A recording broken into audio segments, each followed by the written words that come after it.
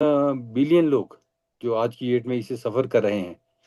और मज़े की बात तो ये है कि इनमें से 44% लोगों को ये पता ही नहीं है कि उनको ये जो है ब्लड प्रेशर की बीमारी है। जैसा कि पहले ज़माने में कहते थे ना कि ब्लड प्रेशर का पता जनरली तभी लगता है जब हार्ट अटैक हो जाए या ब्रेन स्ट्रोक हो जाए। जी। तो जब सडनली लोग जाते थे और बीपी अपना चेक करवाते थे तब पता लगता था कि ओहो ये तो बीपी बहुत ज़्यादा बढ़ा हुआ है। जी। तो वो स्थिति आज भी बरकरार है। तो लगभग 40% लोगों को ये पता ही नहीं है कि उनको ब्लड प्रेशर की बीमारी है। ये तो गजब की बात बताई डॉक्टर साहब आपने कि 44% लोग तो अनअवेयर हैं, कि उन्हें हाँ मालूम ही जी। नहीं है कि वो मतलब प्रॉब्लम उनको है ऑलरेडी। जी बिल्कुल। 1.5 बिलियन में आपने फिगर बताया। हाँ जी हाँ जी। वर्ल्ड वाइड हाँ जी। जी। और देखिए, इंडिया की हम बात करें तो इंडिया में जो है हर चार में से लगभग एक आदमी को ब्लड प्रेशर की समस्या है आज की डेट में। और ये टाइम के साथ साथ लगातार बढ़ रहा है। हम अगर शहरों की बात करें तो ये अर्बन पॉपुलेशन में कंपैरेटिवली ज़्यादा है। जी।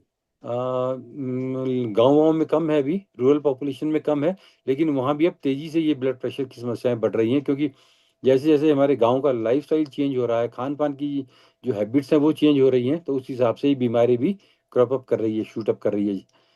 तो ये चीज़ बड़ी इंपॉर्टेंट है। और जो डाटा ये कहता है कि जो लो इनकम ग्रुप वाले और मिडिल इनकम ग्रुप वाले जो कंट्रीज़ हैं उनमें ये बीमारी ज़्यादा है कंपेरेटिवली।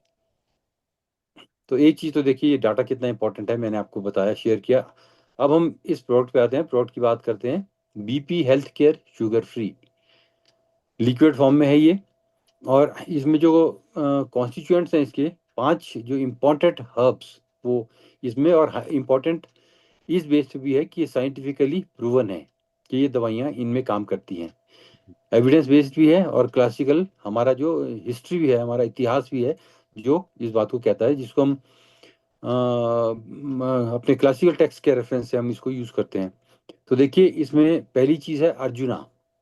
अर्जुन एक ट्री होता है जो ये मध्य प्रदेश के जंगलों में तो बहुत ज़्यादा मिलता है, प्लेन्स में काफ़ी ज़्यादा होता है ये। इसकी बार्क का पाउडर, उसका एक्वस एक्सट्रैक्ट निकाल के हम इसको यूज़ करते हैं। दूसरा, एक नोनी करके आता है, मोरिंडा, इसका जो फ्रूट है उसका भी एक्वस एक्सट्रैक्ट हम इसमें यूज़ करते हैं। हल्दी, हल्दी बड़ी कॉमन चीज़ है, आपने देखा होगा कि हर हम अपने घरों में ही इस्तेमाल करते हैं। तो हल्दी की जो वो जड़ होती है, यानी बेसिकली तो वो स्टेम होता है, तो उसका भी जो एक्वस एक्सट्रैक्ट है वो हम इसमें यूज़ करते हैं। इसके बाद आती है हरड़। हरड़ एक बड़ी कॉमन आइटम है जो त्रिफले में पड़ती है, जिसमें जो अपना हरड़ वेड़ा आंवला ये तीन चीज़ें पड़ती हैं। और हरड़ ये इतनी इंपॉर्टेंट चीज़ है कि हरड़ को तो हमारे शास्त्रों में माँ का दर्जा दिया गया है। तो ये बहुत ही वैल्यूएबल है। और इसके साथ में एक चीज़ सौंफ, जो आप रेगुलर बेसिस पे खाते हैं। बहुत से लोगों को पता नहीं होगा कि सौंफ का भी ब्लड प्रेशर को कम करने में रोल है। तो ये पांच चीज़ों का कॉम्बिनेशन है। अब ये जो प्रोडक्ट है, पहले हम इसको ले लेते हैं कि ये प्रोडक्ट जो है वो कैसे काम करता है। और इसके बाद मैं आपको जितने हमारे इसमें पांचों इंग्रेडिएंट्स हैं उनके बारे में डिटेल बताऊंगा कि वो कैसे कैसे काम करते हैं। तो देखिए, ब्लड प्रेशर को मैनेज करने के बहुत सारे तरीके हैं, क्योंकि इसकी कई वजहें, कई कारणों से ये होता है। और डायरेक्ट और इनडायरेक्ट बहुत सारे रीजंस हैं जो ब्लड प्रेशर पैदा करते हैं। तो हमारा ये जो प्रोडक्ट है इसमें जो डिफरेंट इंग्रेडिएंट्स हैं, ये डिफरेंट लेवल पे काम करते हैं, एक सिनर्जिज्म में काम करते हैं, और कई तरह से ब्लड प्रेशर को कंट्रोल करते हैं। कहने का मतलब, इसको भी हम एक होलिस्टिक अप्रोच को लेके चले हैं, होलिस्टिक होलिस्टिक अप्रोच के साथ लेके चले हैं, ताकि हमारा हार्ट जो है वो भी टोन अप हो, हार्ट भी जो उसके हमारे हार्ट के जो टिश्यूज हैं वो भी मजबूत हों, ताकि हार्ट की पंपिंग बेटर हो सके। हमारे जो ब्लड वेसल्स हैं उनकी जो इंटरनल लाइनिंग है वो भी इम्प्रूव हो, बेटर हो, मेंटेन रहे। हमारे जो ब्लड में रहने वाले फ्री रेडिकल्स हैं, जैसे हमारे बॉडी में आप जानते हैं कि मेटाबॉलिज्म होता रहता है, उससे भी फ्री रेडिकल पैदा होते हैं। और बाहर से भी कई इतने सारे फैक्टर हैं जो हमारे डाइटरी हैबिट्स हैं, हमारा खान पान है, हमारा रहन सहन है, या जिस पर्यावरण में हम रहते हैं, या जिस तरह के काम करते हैं, जो हम मेंटल स्ट्रेस लेते हैं, इन सब चीज़ों से भी बहुत सारे फ्री रेडिकल्स पैदा होते हैं, जो हमारे ब्लड में आके तरह तरह की बीमारियां पैदा करते हैं, जिनमें ब्लड प्रेशर भी एक है। तो इसको भी हम ये हमारी दवाई मैनेज करती है, तो ये मल्टीपल उस पर काम करती है। तो मैं इसको एक एक चीज़ को लेके आपके से डिस्कस करने जा रहा हूँ। पहली चीज़ तो यह है कि हमारी ये जो दवाई है इसमें अर्जुना और ये नोनी जैसे जो कॉम्बिनेशन इंग्रेडिएंट्स पड़े हैं, ये ब्लड वेसल्स को डायलेट करते हैं। जो हमारे जो स्मूथ मसल्स हैं ब्लड वेसल्स के, नाड़ियों, जो हमारी ब्लड वेसल्स बने हैं, नाड़ियाँ बने हैं, वो स्मूथ मसल से बने हैं, तो उनको डायरेक्टली ये डायलेट करते हैं। डायलेट करने से क्या है कि वहाँ स्पेस ज़्यादा बन जाती है, तो ब्लड प्रेशर कम होता है। उसमें सिस्टोलिक और डायस्टोलिक दोनों ब्लड प्रेशर में कमी देखी गई है। दूसरी बात यह है कि यही जो प्रोडक्ट हैं हमारे नाइट्रिक ऑक्साइड पैदा करते हैं। जैसा मैंने आपको पहले भी जिक्र किया था, जो नाइट्रिक ऑक्साइड एक ऐसा इंग्रेडिएंट, ऐसा एक सब्सटेंस है जो हमारे एंडोथेलियल लाइनिंग को जो है वो मेंटेन करता है और उसको थोड़ा सा रिलैक्स करता है, और उससे भी जो ब्लड वेसल्स हैं वो डायलेट होते हैं, और जहाँ जहाँ वेसो डायलेशन होगा वहाँ पे हमारा बीपी कम होगा ही होगा। क्योंकि बेसिकली ब्लड प्रेशर एक ऐसी चीज़ है जो हमारे ब्लड की अगर थिकनेस बढ़ती है, वो चाहे सेल्स के रूप में बढ़े या जो कुछ मिनरल्स वगैरह होते हैं ब्लड में उसकी वजह से बढ़े। अगर हमारे ब्लड की थिकनेस बढ़ जाती है, जैसे आजकल आपने देखा होगा कि आरबीसी लोगों के बहुत ज़्यादा होने लग गए हैं, हेमोग्लोबिन जो है 16 17 18 तक जा रहा है, तो ऐसे लोग सोचते हैं कि हम जाके ब्लड डोनेट करके आएँ। तो ये चाहे सेल के जो कॉन्स्टिट्यूएंट्स हैं वो बढ़े, या जो मिनरल कंटेंट है ब्लड का वो बढ़े, तो ओवरऑल अगर ब्लड की जो थिकनेस बढ़ती है वो अगर बढ़ जाए तो भी ब्लड प्रेशर ज़्यादा बढ़ता है, या फिर जो हमारे ब्लड वेसल्स हैं उनकी जो कंस्ट्रिक्शन है वो ज़्यादा हो जाए, उनकी जो सिकुड़न ज़्यादा हो जाए, तो उससे भी ब्लड प्रेशर बढ़ता है। ये दो चीज़ें इंपॉर्टेंट है। तो इसके बाद आती है एक चीज़ बड़ी कॉमन है जिसको हम बोलते हैं कि जैसे आपने सुना होगा कि हमारे ब्लड में थक्के जमने शुरू हो जाते हैं। थक्के कई बार ब्लड वेसल से निकलते भी हैं और ब्लड में सर्कुलेट करते हैं, और जगह जगह जाके किडनी को, ब्रेन को या हार्ट को डायरेक्टली इम्पैक्ट करते हैं। तो इन थक्कों की बात करूं, ये जो हमारे थक्के हैं, इसको हम बोलते हैं अथीरोस्क्लेरोसिस। कहने का मतलब ये है कि जैसे हमारे ब्लड की अंदर वाली लाइनिंग है जिसको हम एंडोथीलियल लाइनिंग कहते हैं, जब उसमें किसी भी तरह से डैमेज होता है, तो वहाँ पे जो फैट की लीकेज शुरू हो जाती है, और जब फैट उसके अंदर जाने लगता है तो वहाँ पे वो मोटा मोटा होने लगता है, और हमारे रास्ते को, जो ब्लड फ्लो का रास्ता है, उसको धीरे धीरे तंग करने लगता है। ऐसी कंडीशन में ही जब हम देखते हैं कि हमारा लगभग 90% से ज़्यादा ब्लॉकेट हो जाता है, तो ब्लड की जो सप्लाई है वो अफेक्ट होने लगती है, और ब्लड की सप्लाई अफेक्ट होने से जो न्यूट्रिएंट्स हैं और जो ऑक्सीजन है वो हमारी बॉडी को, हमारे टिश्यूज को नहीं मिलते, जिसकी वजह से हार्ट अटैक का खतरा होने लगता है, और दूसरी भी समस्याएं होने लगती हैं, टिश्यूज में भी डैमेज होने लगता है। तो इसी कंडीशन में आप कई बार आप देखते हैं वो जाके आपके जो है ब्लड वेसल्स को, जब आप ओटीज वगैरह में जाते हैं तो उसको वाइडन करते हैं और वहाँ पे स्टेंट वगैरह लगाते हैं। ये बड़ी कॉमन सी बात है, या बाईपास ग्राफ्टिंग की नौबत आ जाती है, तो वो इसी की वजह से जनरली ऐसा होता है। तो हमारे जो ये प्रोडक्ट है बेसिकली वो अथीरोस्क्लेरोसिस को रोकता है, जो थक्के जमते हैं खून की नालियों में उसको रोकते हैं, और इसमें हल्दी का एक सबसे इम्पोर्टेंट रोल है। और इसीलिए हल्दी हमारे डाइट का भी एक बड़ा इंपॉर्टेंट पार्ट है। जब सीजन में हल्दी होती है तो कच्ची हल्दी का भी हम इस्तेमाल कर सकते हैं, लेकिन ये हम जो है यहाँ पे हल्दी का एक्सट्रैक्ट डाल रहे हैं, एक्वस एक्सट्रैक्ट अपने प्रोडक्ट में डाल रहे हैं। कहने का मतलब है कि हल्दी और अर्जुन जैसे जो प्रोडक्ट हैं वो धमनियों की दीवारों में कोलेस्ट्रॉल को, और या जो प्लेक्स हैं उनको जमने से रोकते हैं, जिससे हमारे ब्लड वेसल्स का लचीलापन यानी इलास्टिसिटी बनी रहती है। तीसरी बात है, जैसे मैंने कहा था कि ब्लड प्रेशर के कई कारण हैं, जिसमें डायरेक्ट और इनडायरेक्ट कई कारण हैं। तो हमारे एक आजकल की बड़ी कॉमन प्रॉब्लम चलिए मेटाबॉलिक सिंड्रोम, जिसकी मैं आगे बात करूंगा, और इसमें हमारा ओबेसिटी भी एक बड़ी कॉमन चीज़ है, मोटापा हो जाता है। हर आदमी आजकल मोटापे से परेशान है और उसको कंट्रोल करने के लिए कोशिश कर रहा है। तो हमारी जो दवाइयाँ हैं, जिनमें हरित की और सौंफ जैसी दवाइयाँ, ये मोटापे में भी काम करती हैं और इनडायरेक्टली ब्लड प्रेशर को कम करने में हेल्प करती हैं। इसके अलावा ये दोनों चीज़ें, जैसा कि आप जानते ही हैं, कि हमारे डाइजेस्टिव सिस्टम पे भी काम करती हैं। ये जो ब्लड का आपका कोलेस्ट्रॉल बढ़ता है, शुगर बढ़ती है, इसमें हमारे गट का, हमारे इंटेस्टाइन्स का बहुत ज़्यादा रोल है, जिसको हम जनरली ये भी कहते हैं कि लीकी गट सिंड्रोम के नाम से जानते हैं। तो कहने का मतलब ये है कि ये दोनों दवाइयाँ हमारी जो पाचन को भी स्वस्थ रखती हैं, पाचन अग्नि को भी बढ़ाती हैं, भोजन को पचाती भी हैं, और भोजन को एब्जॉर्ब करके हमारे शरीर में लेके जाती हैं और बैलेंस फॉर्म में रखती हैं, और अल्टीमेटली जो कोलेस्ट्रॉल और शुगर जो हमारे ब्लड लेवल में बढ़ जाते हैं उनको कंट्रोल में रखती हैं। तो इनडायरेक्टली और डायरेक्टली ये भी इसमें हेल्प करती हैं। इसके अलावा अगर हम सौंफ की बात करें तो सौंफ में एक डायूरिटिक जो है वो भी इंग्रेडिएंट होता है। कहने का मतलब डायूरिटिक से मतलब ये है कि अगर कोई ऐसी चीज़ हम लें जो हमारे बॉडी से, हमारे ब्लड से नमक को पकड़ के फोर्सफुली किडनी से बाहर कर दे, और नमक को जब बाहर करेगी तो उसके तो ऑटोमेटिकली पानी भी बाहर जाएगा, तो किडनी से ये फिल्ट्रेशन हो जाएगी। उससे हमारा जो ब्लड वॉल्यूम है वो थोड़ा कम हो जाएगा, और उसका जो लोड ब्लड वेसल से पड़ता है वो कम होगा, जिससे ब्लड प्रेशर कम होता है। तो ये एक डायूरेटिक इम्पैक्ट भी है इसका। इसके अलावा अर्जुन जो है वो एक बड़ी इंपॉर्टेंट दवाई है, इस पे बहुत सारी रिसर्चेज हुई हैं। ये जो है हमारे हार्ट के जो मसल्स हैं उनको टोन अप करता है, जिससे हमारी हार्ट की पंपिंग इंप्रूव होती है। हार्ट की पंपिंग इंप्रूव होने से डायस्टोलिक और सिस्टोलिक दोनों तरह के जो ब्लड प्रेशर है वो हमारे कंट्रोल में आते हैं। तो जनरली जो हमने अगर कॉमन सी बात करें तो स्टेज 1 और स्टेज 2 हाइपरटेंशन, इन दोनों के लिए इसका इस्तेमाल हम करते हैं, आज की डेट में किया जा सकता है। दूसरा ये मेटाबॉलिक सिंड्रोम। मेटाबॉलिक सिंड्रोम की मैंने आपसे बात की थी। मेटाबॉलिक सिंड्रोम में बेसिकली क्या है कि अगर हमारे ब्लड में ब्लड शुगर बढ़ा हुआ हो, अपना जो है कोलेस्ट्रॉल बढ़ा हुआ हो, हमारा ब्लड प्रेशर बढ़ा हुआ हो, हाँ ओबेसिटी हो बॉडी में, और जो हमारा वेस्ट सर्कमफ्रेंस है वो अगर बढ़ा हुआ हो, तो इनमें से 5 चीज़ों में से कोई भी 3 चीज़ें बढ़ी हुई हों तो उसको हम मेटाबॉलिक सिंड्रोम के तहत लेते हैं। तो उस मेटाबॉलिक सिंड्रोम के केसेस में भी हमारी दवाई बहुत कारगर है। ओबेसिटी की हमने बात की। मोटापा ब्लड प्रेशर के साथ एक कॉमन समस्या है, जहाँ जहाँ मोटापा होगा वहाँ बीपी होने की संभावना ज़्यादा रहती है। तो हमारी दवाई ये जो ओबेसिटी प्लस ब्लड प्रेशर जहाँ होगा यहाँ भी बहुत अच्छा काम करती है।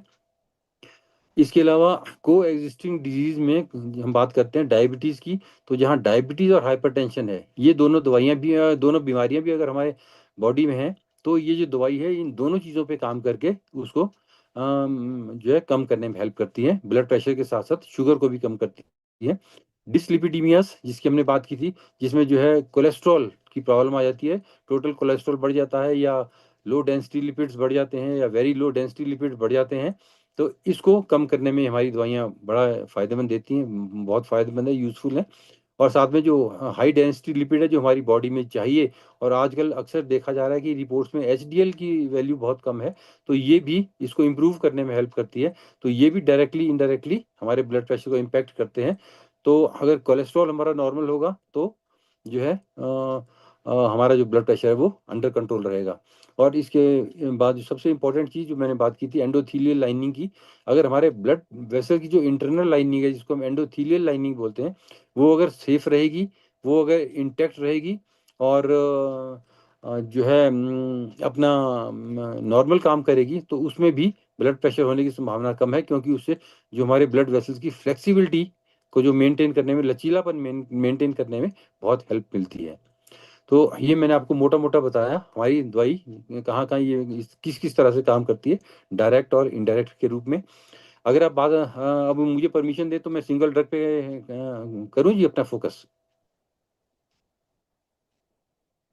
क्यों सर? जी जी डॉक्टर साहब जी।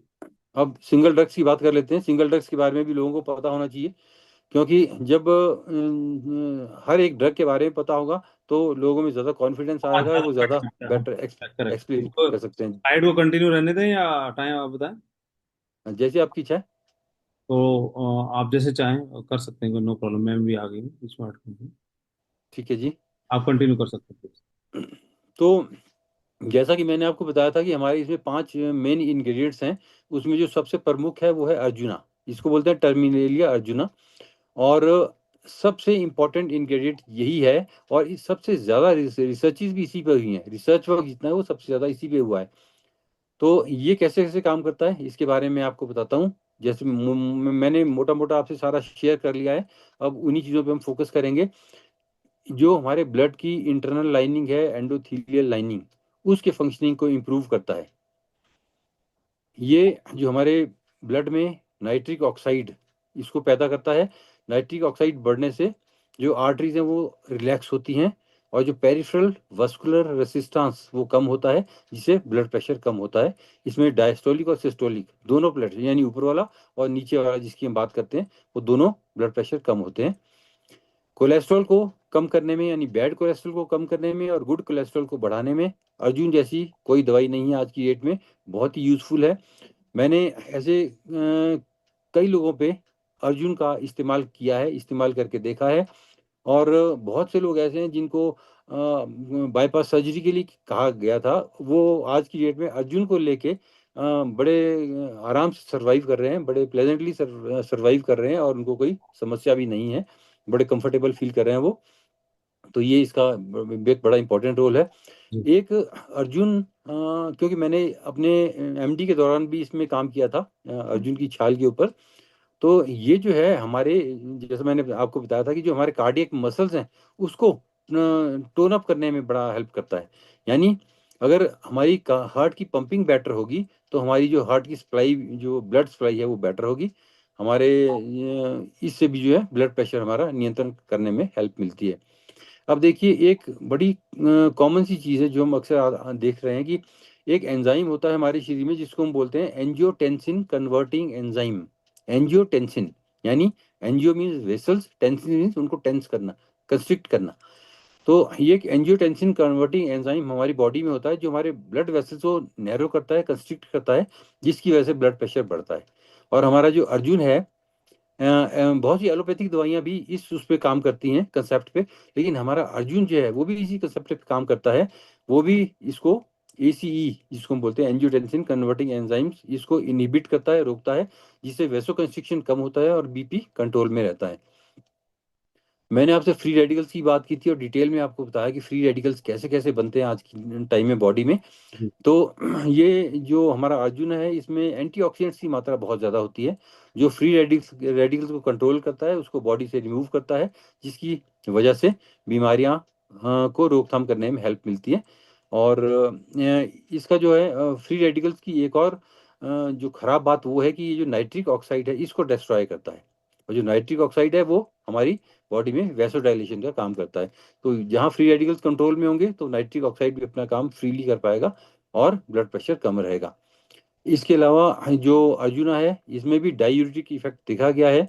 यानी बॉडी में जो एक्सेसिव सॉल्ट है और सॉल्ट के साथ साथ वाटर है उसको भी किडनी के थ्रू बाहर निकालता है।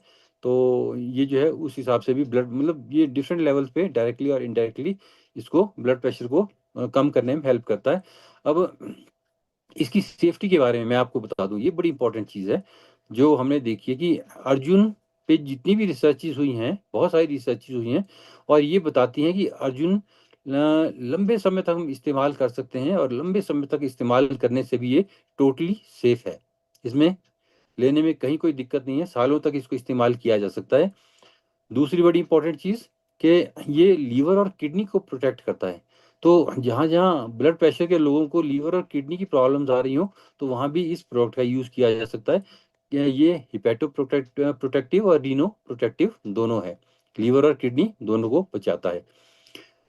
अब देखिए, इंटेस्टाइन्स में भी इसका रोल है। इंटेस्टाइन में हमारे डाइजेशन को भी हेल्प करता है, और वहाँ से जो कोलेस्ट्रॉल को एब्जॉर्ब होने में थोड़ा डिले करता है, रोकता है, स्लो एब्जॉर्प्शन में हेल्प करता है। तो ओवरऑल ये भी इनडायरेक्टली इस हिसाब से फायदा करता है।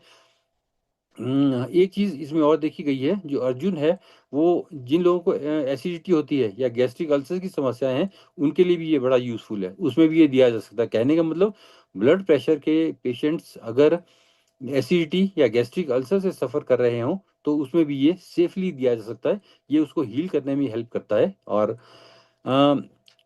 इसके अलावा जो अर्जुन छाल में जितने भी इंग्रेडिएंट्स हैं इसमें एंटी कोगुलेंट्स भी पड़े हैं, यानी हमारे खून को गाढ़ा होने से रोकते हैं। तो हाँ, अगर हमारा खून गाढ़ा होगा तो उसको उतनी ही फ्लो करने में दिक्कत आएगी, अगर खून पतला रहेगा तो फ्री फ्लो करेगा और हमारा जो बीपी कंट्रोल में रहेगा।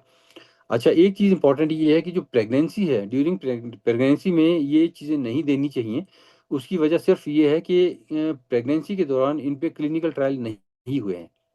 तो इसी वजह से हम ये कह सकते हैं कि प्रिकॉशनरी, कि प्रेगनेंसी में इन चीज़ों का इस्तेमाल ना करें, अदरवाइज कोई दिक्कत नहीं है।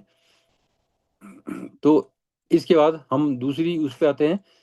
दूसरा जो प्रोडक्ट है हमारा वो है नोनी, जिसको हम बोलते हैं मोरिंडा सिट्रीफोलिया। इस पे भी हम एविडेंस बेस्ड डाटा की बात करें तो इसमें मुख्य रूप से दो बायो एक्टिव कंपाउंड्स होते हैं जिनको हम स्कोपोलामिन एंड DAA के नाम से कहते हैं। ये दोनों जो है बीपी को नियंत्रण करने में हेल्प करते हैं। अब ये कैसे बीपी को नियंत्रण करते हैं इसके बारे में थोड़ी जानकारी देता हूँ। एक तो इसमें जो मैंने बताया स्कोपोलेटिन की बात की है, ये हमारे जो कैल्शियम चैनल्स हैं उनको ब्लॉक करता है। कैल्शियम चैनल ब्लॉक होने से, कैल्शियम चैनल ब्लॉकर जो है एलोपैथी में भी कई दवाइयाँ आती हैं जिनको इस्तेमाल किया जाता है। तो बेसिकली उससे स्मूथ मसल जो है उसके रिलैक्स होते हैं हमारे ब्लड वेसल्स के, और इससे बीपी कंट्रोल में रहता है। दूसरी जो इसमें मैकेनिज्म है वो है नाइट्रिक ऑक्साइड इंक्रीज। हमारे ब्लड में नाइट्रिक ऑक्साइड को ये भी इंक्रीज करता है जिससे पेरिफेरल रेसिस्टेंस कम होता है और बीपी कंट्रोल में रहता है।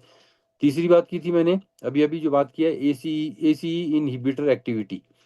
तो कुछ स्टडीज में ऐसा भी पाया गया है कि नोनी भी एसीई एक्टिविटी को रोकता है जिससे जो पेरिफेरी का जो रेसिस्टेंस है वो कम होता है और बीपी कंट्रोल में रहता है। चौथी चीज़ है कि एंटी इन्फ्लेमेटरी इफेक्ट है इसका, कि जो हमने बात की थी कि बॉडी में कई तरह के ऐसे केमिकल्स होते हैं जो अंदर जाके हमारे बॉडी में इन्फ्लेमेशन कॉज करते हैं इंक्लूडिंग ब्लड वेसल्स में।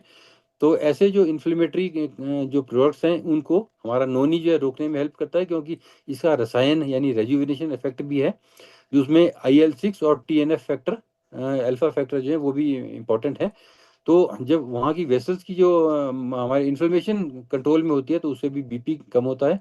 और इसमें भी एक नोनी में एक केमिकल होता है जिसको हम बोलते हैं प्रोक्सीरोनिन। ये एक डाययूरेटिक इम्पैक्ट रखता है। ये जैसे मैंने कहा था कि किडनी से एक्स्ट्रा सॉल्ट और वाटर को फिल्टर करके वहाँ से भी ब्लड प्रेशर को कम करने में हेल्प करते हैं। ये सारी चीज़ें हमें ह्यूमन और एनिमल ट्रायल्स पे मिली हैं, जो जिसके बारे में आपको बता रहा था। अब इसकी सेफ्टी की बात कर लें तो नोनी जो है बीपी के लिए बेहद प्रभावी है, इसमें कोई दो राय नहीं है।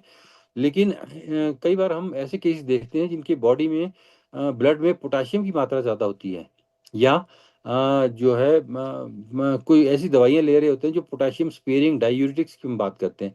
तो ऐसे केसेस में थोड़ा उसमें नोनी से परहेज करना चाहिए, क्योंकि नोनी में पोटाशियम की मात्रा बहुत ज़्यादा होती है।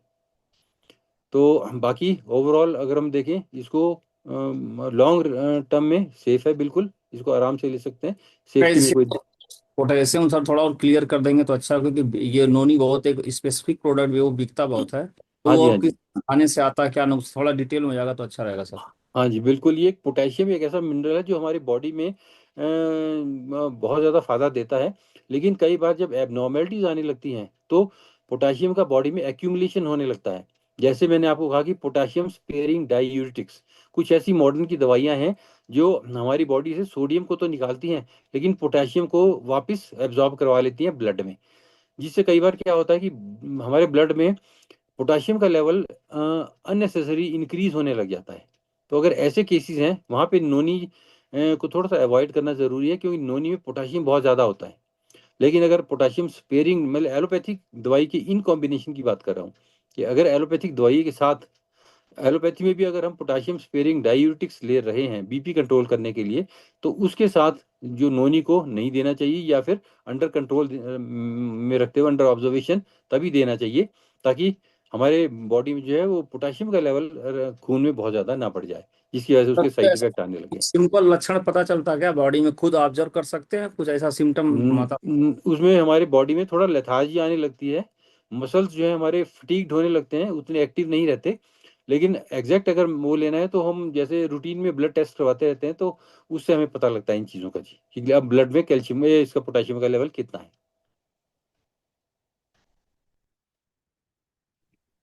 पहले ठीक है। पोटेशियम बहुत ज्यादा ऐसे नोनी में चर्चा हो गई थी कि पोटेशियम बहुत ज्यादा है, लेकिन बाद में ऐसा कुछ कोई कुछ रिसर्च या कुछ प्रैक्टिकल कुछ ऐसा हुआ है क्या, उसमें पता चला है कि नोनी में उतना पोटेशियम नहीं है जितना हाइप क्रिएट की थी?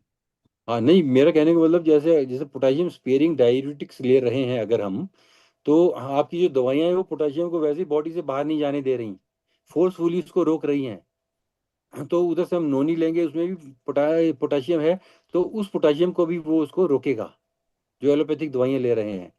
तो ऐसी कंडीशन में थोड़ा सा हमें परहेज रखने की ज़रूरत है ठीक कि है। वो जो फोर्सफुली जो हमारा एक्यूमुलेशन है वो कहीं नॉर्मल लेवल से एक्सीड ना कर जाए, जिसकी वजह से हमें प्रॉब्लम्स आए। जी। चलिए, इसके बाद हम बात करते हैं हरिद्रा के ऊपर, हल्दी, कुरकुमा, लौंगा। ये एक बड़ी इंपॉर्टेंट चीज़ है। और करक्यूमिन के तो आजकल वैसे भी बहुत ज़्यादा जो है फायदे देखे गए हैं। इसमें बायो एक्टिव कंपाउंड्स होते हैं, जिसको हम जनरली पॉलीफेनॉल्स और करक्यूमिनाइड्स कहते हैं, करक्यूमिनाइड्स। इनका जो है हमारे दिल और नसों पे सीधा असर पड़ता है और बहुत ही यूजफुल है। ये भी डायरेक्टली और इनडायरेक्टली कई मैकेनिज्म से काम करते हैं, जो ब्लड प्रेशर को कंट्रोल करने में हेल्पफुल है। जैसे मैंने बताया था कि एंडोथीलियल लाइनिंग की बात की थी, इसमें भी ये जो ऑक्सीडेटिव जो स्ट्रेस है उसको ये कम करता है। और ऑक्सीडेटिव स्ट्रेस कम होने से बॉडी में इन्फ्लेमेशन कम होती है, और हमारा जो है खून के थक्के कम बनते हैं, और ब्लड प्रेशर हमारा कंट्रोल में रहता है। हमारे जो ब्लड वेसल्स की इलास्टिसिटी इंप्रूव होती है, ये एक इम्पॉर्टेंट चीज़ है। इसमें एक और मैकेनिज्म हमारी बॉडी में होता है, जिसको हम बोलते हैं रेनिन एंजियोटेंसिन सिस्टम। ये हमारे किडनी से रिलेटेड है, रेनिन एंजियोटेंसिन सिस्टम। ये भी हमारे जो ब्लड प्रेशर को बढ़ाने का काम करता है। तो हाँ, रिसर्चेज में ये देखा गया है, क्योंकि मैं साइंटिफिक बेस्ड एविडेंस की बात कर रहा हूँ, तो वैज्ञानिक शोधों में ये आया है कि हल्दी जो है इसको एंजियोटेंसिन को कम करती है। एंजियोटेंसिन वही चीज़ है जो हमारे ब्लड वेसल्स को कंस्ट्रिक्ट करती है और बीपी को बढ़ाने का काम करती है। तो हल्दी वहाँ इंटरफेयर करके एंजियोटेंसिन को जो प्रिवेंट करती है, रोकथाम करती है उसकी। और जैसे आपने सुना होगा ना कि ये जो दवाइयाँ टेलमिसार्टन, ये बड़ी कॉमन दवाई है जो हम यूज़ करते हैं, तो टेलमिसार्टन का भी यही पर्पज़ है। तो ये जो हमारी हल्दी है वो भी लगभग वो काम करती है। और इसके अलावा ये कि हमारी जो ब्लड वेसल्स हैं उनको अचानक सिकुड़ने से भी बचाती है। जैसा मैंने आपको कहा था कि को एग्जिस्टिंग डिजीज की बात करें, तो डायबिटीज में भी इंसुलिन रेसिस्टेंस बड़ा कॉमन हो गया है। तो हल्दी जो है इंसुलिन रेसिस्टेंस को भी कम करती है, यानी मेटाबॉलिक सिंड्रोम का भी एक हिस्सा है, उसको भी कम करती है। और बीपी को कंट्रोल करने में इनडायरेक्टली भी इस तरह से हेल्प करती है। तो कहने का मतलब ये है कि हमारे जो एंडोथीलियल वेसल्स हैं उनमें लचीलापन बनाए रखती है। और हल्दी एक ऐसी चीज है जिसको हम लंबे समय तक ले सकते हैं, और लंबे समय तक लेने में देखा गया कि जो खासकर सिस्टोलिक ब्लड प्रेशर है उसमें ये काफी फायदा देती है, बहुत ज्यादा फायदा देती है। उल्लेखनीय फायदा जिसको हम बोलते हैं वो आया है। और इसकी हम सेफ्टी की बात करें, क्योंकि हल्दी तो हमारे कल्चर में यूज हो रही है, सदियों से इस्तेमाल होती आ रही है, तो जनरली सेफ है, इसमें कोई भी साइड इफेक्ट की कोई संभावना नहीं है। हल्दी जो है वो हमारे खून को पतला रखने का भी काम करती है, जिससे खून के थक्के ना बने। और जैसे कि वो मॉडर्न दवाइयाँ दवाइयाँ जो है एस्पिरिन और जो है दूसरी दवाइयाँ हैं कुछ वारफेरिन टाइप की, वो जो काम करती हैं वो हल्दी भी काम करती है। पर हल्दी जो है वो नेचुरल तरीके से काम करती है, जबकि जो एलोपैथिक साइड के जो केमिकल्स हैं वो थोड़े हार्मफुल होते हैं, उनके साइड इफेक्ट्स होने के चांसेस ज़्यादा रहते हैं।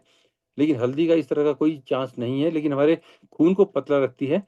तो जहाँ पे ये एस्पिरिन वगैरह की दवाइयाँ अगर हम ले रहे हों, तो वहाँ थोड़ा सा ये हम ध्यान में रखें कि टाइम के साथ साथ एस्पिरिन की डोज को हम कम कर सकते हैं। अगर हम हल्दी जो है वो हमारे इसको सिस्टम को मेंटेन रखेगी, हमारे ब्लड लेवल को मेंटेन रखेगी, इसको थिकनेस को कम करेगी, तो हल्दी जो है वो उसको एस्पिरिन को कहीं ना कहीं धीरे धीरे रिप्लेस कर सकती है। क्योंकि एस्पिरिन से कई बार बहुत सीरियस साइड इफेक्ट्स देखने को मिलते हैं टाइम के साथ साथ। इसके अलावा ये जो हमारी दवाइयाँ हैं, जैसा कि मैंने आपको बताया था कि खासकर ये जो हल्दी है, ये थोड़ा हट के इससे बाहर जा रहा हूँ, कि लीवर और गाल ब्लैडर में जो हमारे इसकी एक्यूमुलेशन हो जाती है, गाल की बाइल की, तो बाइल का जो एक्यूमुलेशन है उसको भी कम करता है, उसको भी हमारे बॉडी से निकालता है। और इसका भी इसे हम इस्तेमाल कर सकते हैं। तो ओवरऑल अगर कॉम्बिनेशन में हम यूज़ करें तो ये हल्दी एलोपैथिक दवाइयों के साथ भी बड़ी अच्छी है, और इंडिपेंडेंटली हम अपने प्रोडक्ट के यूज़ करेंगे वो तो उसका असर है ही है, उसमें कोई दो राय नहीं। तो मेरा कहने का मतलब ये था कि हम जो ये हमारी दवाई है बीपी हेल्थ केयर की बात कर रहे हैं, तो ये इन कॉम्बिनेशन एलोपैथिक दवाइयों के साथ भी ले सकते हैं और इंडिपेंडेंटली भी ले सकते हैं। कहने का मतलब जहाँ पे क्रॉनिक इलनेस है, क्रॉनिक हाइपरटेंशन है, लंबे समय से बीमारी है और ब्लड प्रेशर का लेवल बहुत ज़्यादा जा रहा है, वहाँ एलोपैथिक दवाइयों के साथ इन कॉम्बिनेशन भी हम इसको यूज़ कर सकते हैं। और जहाँ पे अभी हम हाइपरटेंसिव 1 और स्टेज में हैं, या अर्ली जो है हाइपरटेंशन 2 की स्टेज में जा रहे हैं, तो वहाँ पे हम इंडिपेंडेंटली अपनी दवाई को यूज़ करेंगे, तो वो सेफली ब्लड प्रेशर को कंट्रोल करके, मैनेज करके, होलिस्टिक अप्रोच के थ्रू और भी कई चीज़ों को मैनेज करते हुए फ़ायदा देगी, और एलोपैथिक दवाइयों से हमें बचा सकती है कई तरह से। तो इसके बाद हम बात करते हैं हरितकी की। हरितकी मैंने आपको कहा था कि हर जिसको कि माँ का दर्जा दिया गया है, तो ये हमारे शरीर में मेटाबॉलिज्म को इम्प्रूव करती है, हमारे ब्लड वेसल्स में एंडोथेलियल लाइनिंग को इम्प्रूव करती है। इसका भी डायूरेटिक एक्शन है, जिसकी वजह से वो होता है ब्लड प्रेशर कंट्रोल में रहता है। और जो एंटीऑक्सीडेंट्स हैं वो भी इसमें बहुत ज़्यादा पाए जाते हैं, हमारे ब्लड वेसल्स की हेल्थ को ये मेंटेन करती है। और जो कोलेस्ट्रॉल और ट्राइग्लिसराइड्स उसको कम करने में हरड़ का बहुत अच्छा रोल है। मोटापा और मेटाबॉलिक सिंड्रोम, इस पे हमारी हरित की बहुत अच्छा काम करती है। तो ओवरऑल ये दवाई बहुत फायदेमंद है। और क्योंकि इसको सेफ्टी पॉइंट ऑफ व्यू से देखें तो ये सुरक्षित मानी जाती है, इसके लिए कोई ऐसी इसमें लंबे समय तक लेने के बाद भी कोई प्रॉब्लम नहीं आई है। और हमारे ऑर्गन्स के लिए लंबे समय तक लेने से टोटली सेफ है। लीवर और किडनी पे इसका कोई भी जहरीला असर नहीं पड़ता है, तो बहुत ही फायदेमंद है। इवन हमारे पेट को साफ रखती है। और जो है एलोपैथिक दवाइयों के साथ भी आप इसका इस्तेमाल कर सकते हैं। तो ये इसके मेन मेन वो फायदे हैं। और सौंफ जो है जिसकी मैंने बात की थी, सौंफ का जो मुख्य दो तरह के एक्शन है, एक तो डायूरेटिक एक्शन है, वही जिससे किडनी से इसको फोर्सफुली हमारे सॉल्ट को यानी सोडियम को और उसको वाटर को, एक्स्ट्रा वाटर को निकालना और ब्लड प्रेशर को कंट्रोल करना। और दूसरा ये जो हमारे जो ब्लड वेसल्स हैं उनको थोड़ा रिलैक्स करती है, वेसो रिलैक्सेंट इसको कहा जाता है। तो इस हिसाब से भी हमारा जो ब्लड प्रेशर उससे कम होता है। तो जो एफिकेसी के साथ साथ इसकी सेफ्टी की बात करें, तो सेफ्टी में भी ये देखा गया है कि इसका कोई ऐसा साइड इफेक्ट नहीं है, और ये भी हम लंबे समय तक सेफली ले सकते हैं। तो मेन मेन ये एक्शन है जो मैंने आपको बताया। तो अगर ब्रीफ में आपको बताऊं, एक सिंगल एक्शन की बात लेके चलें, तो जो हमारा अर्जुना है ये हार्ट को प्रोटेक्शन करने में बहुत इंपॉर्टेंट रोल प्ले करता है। नोनी एक एंटीऑक्सीडेंट है, और नाइट्रिक ऑक्साइड जो है हमारे ब्लड में पैदा करती है, जिससे ब्लड वेसल्स डायलेट होते हैं और बीपी कंट्रोल में रहता है। कर्कुमिन का एंटी इन्फ्लेमेटरी रोल बहुत इंपॉर्टेंट है, यानी हमारे ब्लड में जो सोजिश को पैदा करने वाले बहुत सारे केमिकल्स जो आजकल हमारे लाइफस्टाइल से, खान पान से आ रहे हैं, उसको हरिद्रा कंट्रोल करती है। इसी के साथ हरित की जो है वो भी जो फ्री रेडिकल्स को कंट्रोल करने में बहुत इंपॉर्टेंट रोल प्ले करती है। सौंफ जो है वासोडाइलेशन में इसका रोल है, और डायूरेटिक रोल भी है, जिससे जो पेरिफेरल रेजिस्टेंस कम होता है और ब्लड प्रेशर हमारा इम्प्रूव होता है। तो ओवरऑल इन सब मैकेनिज्म से जो एक सिनर्जिज्म का इम्पैक्ट आता है, वो हमारे ब्लड प्रेशर को कंट्रोल करने के लिए बहुत फायदेमंद है। जी सर, अब आपके पास स्टेज आपके हवाले। बहुत बढ़िया। उसका एक बार ये बता दीजिए, डोसेज का भी बता दीजिए। डोसेज जनरली हम इसको डिपेंड करता है कि हमने किस स्टेज पे जो है इसको हाइपरटेंशन को डायग्नोज किया है। लेकिन जनरली अगर कहें कॉमन सी बात कि हम 10 ml से स्टार्ट करें और इसको 30 ml तक ले जा सकते हैं ट्वाइस अ डे। सुबह शाम इसमें थोड़ा पानी मिला के इसको खाली पेट ले लें, अच्छा रहेगा। और बाकी जैसे जैसे हमारा ब्लड प्रेशर बढ़ता है या कम होता है, उस हिसाब से हम इसको डोज को थोड़ा सा कम ज़्यादा भी कर सकते हैं। खाना खाने के बाद या पहले? मतलब अगर किसी को कुछ ज्यादा बीपी की प्रॉब्लम है तो हम उसको 30 ml तक दे सकते हैं हाँ जी, हाँ जी, बिल्कुल। दिन में और एक बार। नहीं, इसे पहले देखिए 10 to 30 ml तो टोटली आप अपनी फ्रीली ले सकते हैं बिना किसी प्रॉब्लम के। लेकिन अगर इससे ज़्यादा एक्सीड करना हो तो अपने फिजिशियन की देखरेख में हमारे डॉक्टर से डिस्कस करके आगे इसको एक्सीड भी कर सकते हैं, क्योंकि जैसा मैंने बताया कि इसके कोई साइड इफेक्ट नहीं है, लॉन्ग रन में भी लेने से टोटली सेफ है, और मल्टीपल लेवल पे काम करके बीपी को कंट्रोल करता है।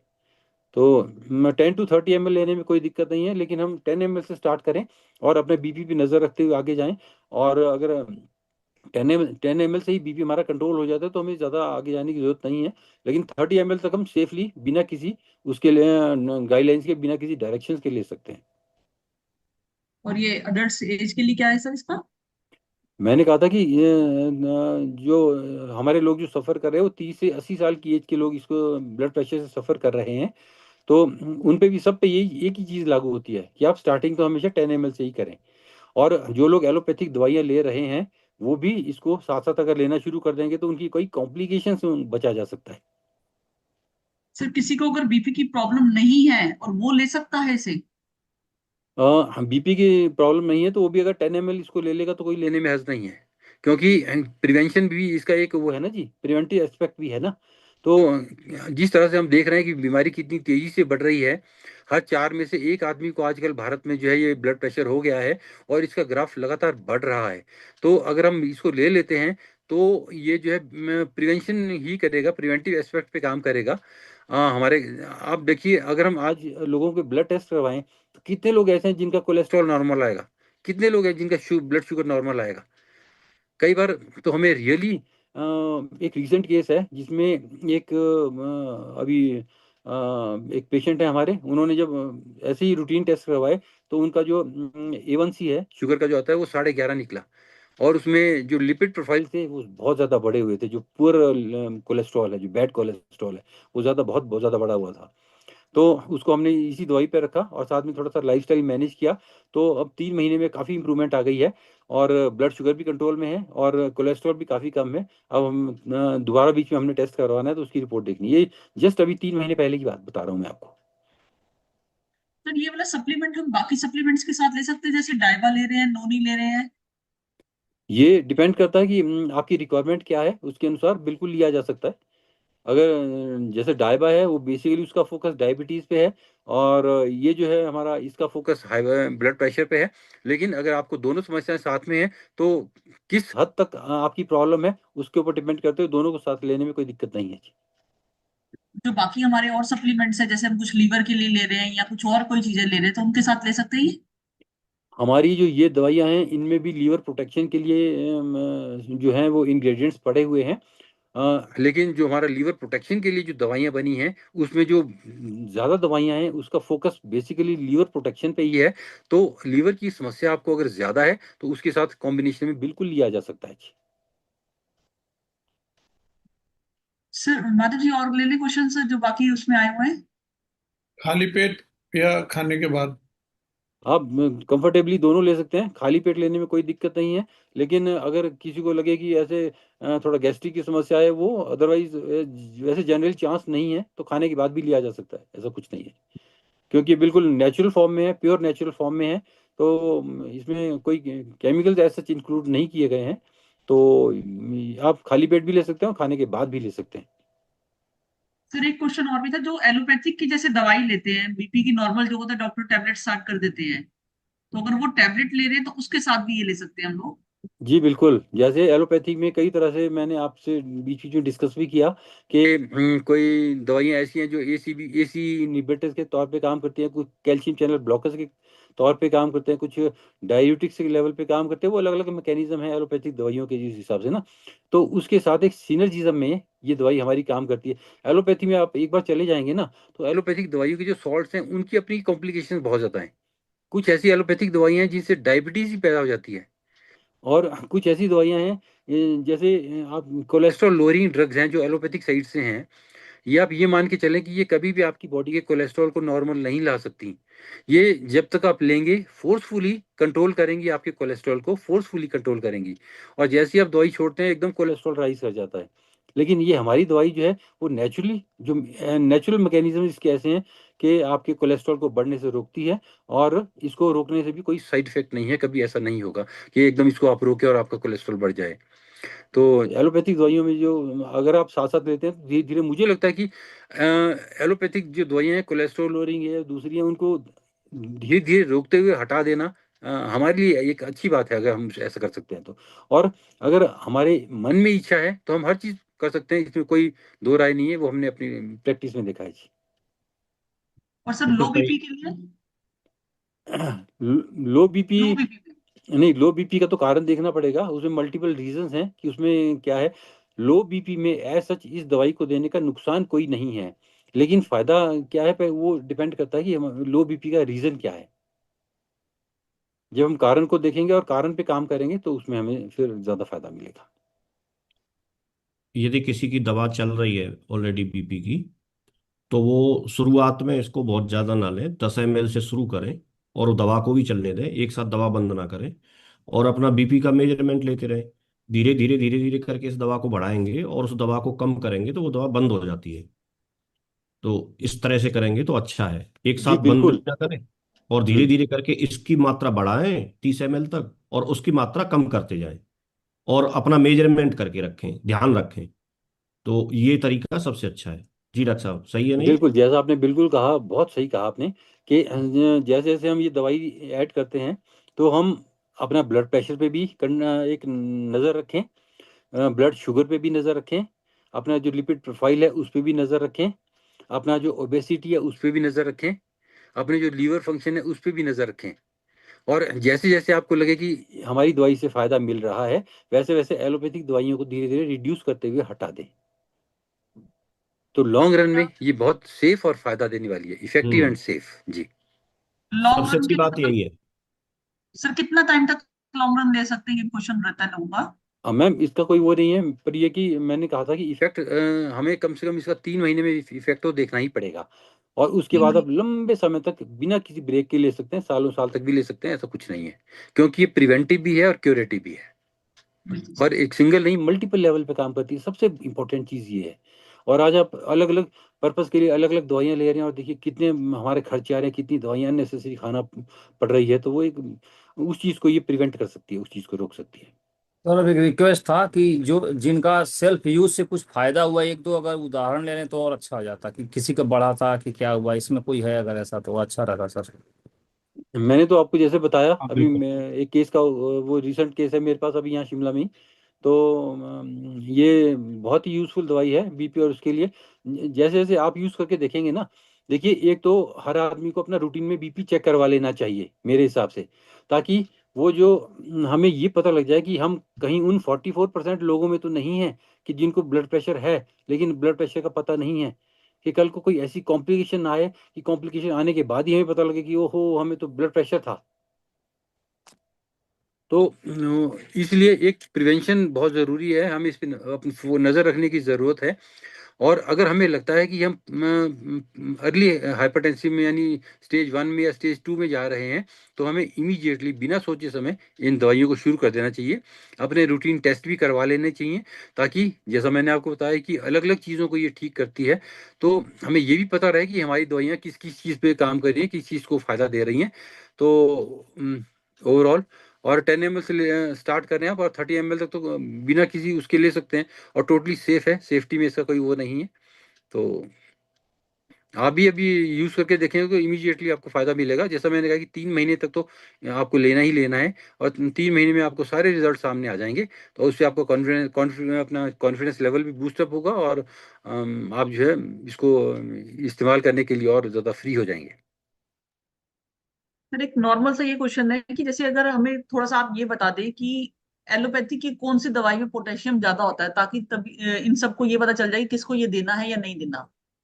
अगर कोई नॉर्मल किसी से टॉक करता है कि पता चले कि वो ये एलोपैथी की दवाई दे रहा है, तो एलोपैथी की किस दवाई में सबसे ज्यादा पोटेशियम होता है। ये जो है ना जी, इसमें कुछ दवाइयाँ आती हैं जिनको हम क्योंकि हम भी बहुत ज़्यादा एलोपैथिक दवाइयाँ यूज़ नहीं करते। मैं खुद एलोपैथिक दवाई से परहेज़ करता हूँ, क्योंकि मुझे पता है कि एलोपैथिक दवाइयों के कितने साइड इफ़ेक्ट्स हैं। लेकिन ये जो एनालाप्रिल के नाम से आती हैं, एनालाप्रिल के नाम से इस तरह के सॉल्ट्स आते हैं कुछ ना, तो उनको हमें थोड़ा सा अवॉइड करना पड़ेगा। ये किस चीज की दवाई होती है सर, ये जो आप बता रहे हैं। ये पोटेशियम स्पेयरिंग डायूरेटिक्स, ये आप नेट पे भी चेक करेंगे तो आपको डिटेल्स मिल जाएंगी कि कौन कौन सी वो कैटेगरी के हैं। पोटेशियम स्पेयरिंग डायूरेटिक्स जिसकी हम बात करते हैं। पानी में भी मिलता है, नारियल पानी में पोटेशियम ज्यादा मिलता है, टमाटर में ज्यादा पोटेशियम मिलता है। हाँ वैसे तो केले में भी है जी, पर पोटेशियम हमारी बॉडी का एक ज़रूरी, केले में नहीं मिलता है। हमारी बॉडी का एक ज़रूरी मिनरल भी है ना जी। ये हमारी बॉडी की रिक्वायरमेंट भी है, बॉडी की ज़रूरत को ही पूरा करता है। पोटेशियम की डेफिशिएंसी से भी कई तरह की प्रॉब्लम्स होती हैं।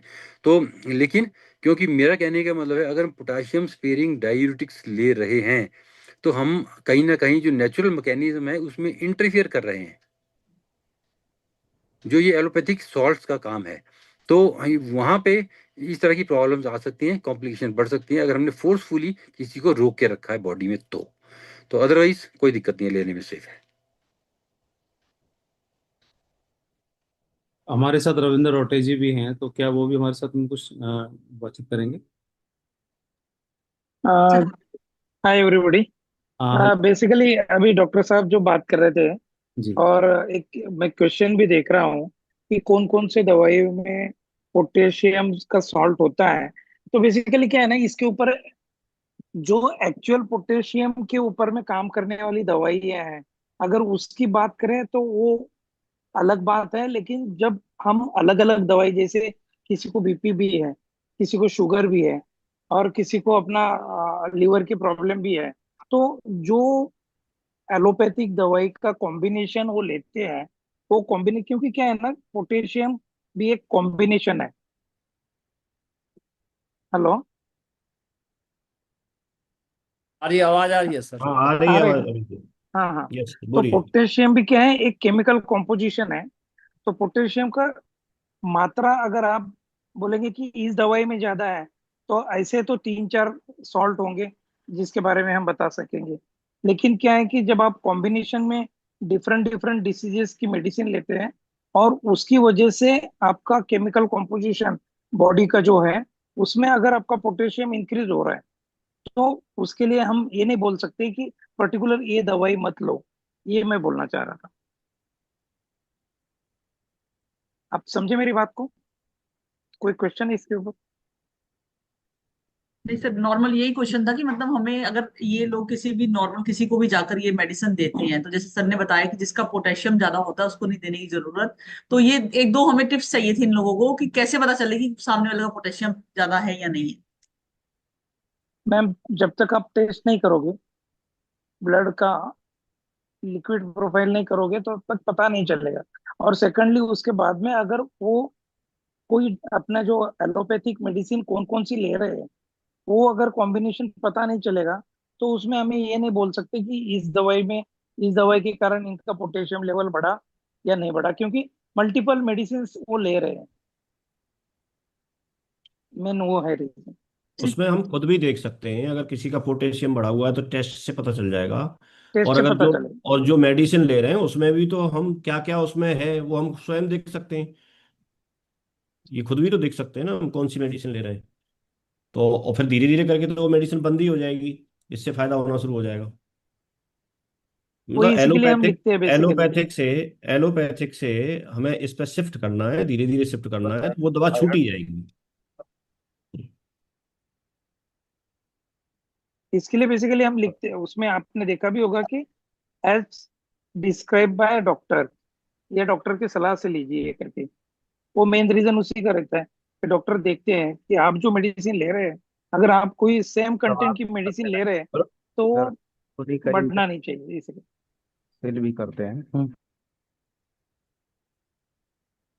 सर क्वेश्चंस लेने किसी के जो जिन्होंने हैंड रेस किया है। हाँ जी, हाँ जी, बिल्कुल लीजिए।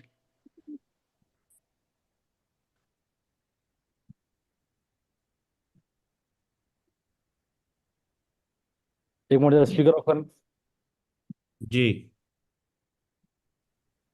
राकेश जी आप कुछ पूछ रहे हैं? सर मेरी आवाज आ रही है मेरी? हाँ, आ रही है, बोलिए। सर ये कुछ लोगों में सवाल थे यहाँ पर। भी हम्म।